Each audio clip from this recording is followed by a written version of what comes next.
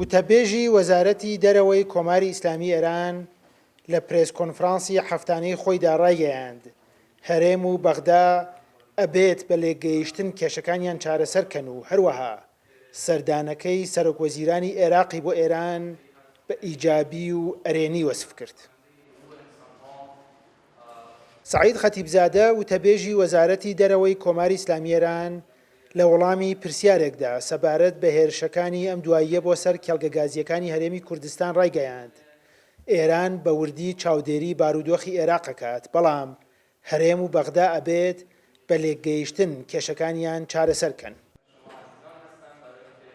موضوعات داخلی عراق البته ما با حساسیت و از نزدیکی پیگیری می‌کنیم. بابەتە ناوخۆیەکانی عێراق هەرچەندە ئێمە بە هەستیاری وردی چاودێری دەکەین بەڵام پەیوەندیدارن بە خودی عێراقەوە.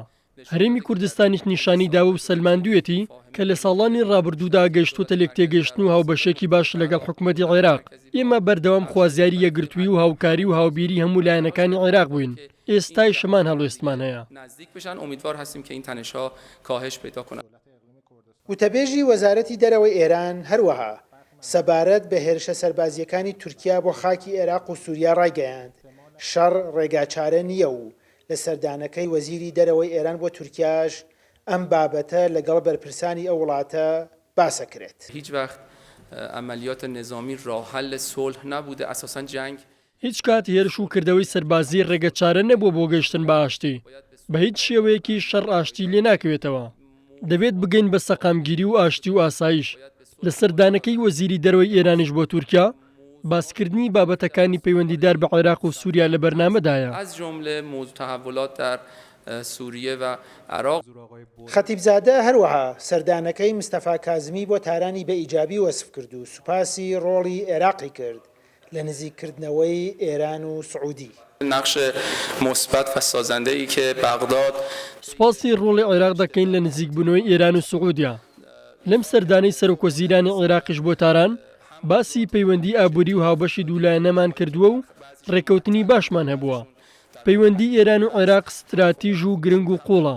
کازمیش پەیامی سعودیەی گەیاند و هیوادارین لە داهاتوویەکی نزیکدا لەسەر ئاستی دیپلۆماسی دانوستانەکان دەست پێ بکەینەوە. روابط ایران عراق از اون جهت که چند لایه چند بعدی و راهبردیه.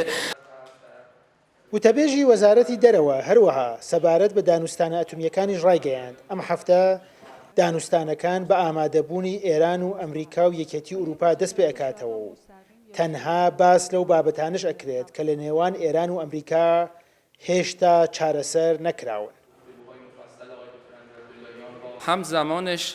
دەستپێکردنەوەی دانوستانە ئەتۆمیەکان هەم کاتەکەی دیاریکرا و هەم شوێنەکەی. سەبارەت بە کاتەکەی ئەم هەفتەیە دەست پێ دەکەینەوە و ئەو وڵاتش ئاشکرا دەکەین کە دانوستانی تێدا دەکرێت. ملاقات ئەنجام خواهد شد.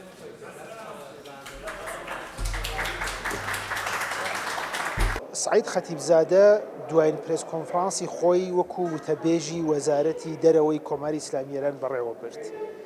تەئەکیدی لەسەر ئاساییکردنەوەی پەیوەندیەکانی وڵاتەکەی لەگەڵ سعودیە و بەرەو پێشچوونی دانوستانە ئەتۆمیەکان لەگەڵ ئەمریکا کرد. دوو بابەت کە خەڵکی ئێران ماوەیەکی زۆرە چاوەڕێین و ئەگەر هەردووکی بگاتە نەتیجە ئەتوانێت وەکو دەستکەوتێکی گرنگی حکوومەتەکەی ئیبراهیم ڕەئیسی تۆمار بکرێت. سامان سلێمانی، کورتسات نیوز، تاران.